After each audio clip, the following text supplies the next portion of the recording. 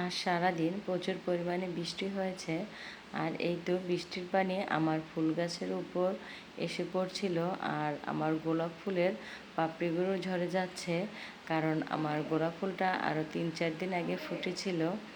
এই তো আমার বারান্দা দিয়ে কিন্তু বৃষ্টি দেখতে খুবই ভালো লাগছিল। আর আজকে কিন্তু আমি বৃষ্টি বলে গরুর মাংস আর খিচুড়ি রান্না করিনি, কারণ রান্না করতে গেলে সারাটা দিন রান্নাঘরেই কাটিয়ে দিতে হবে।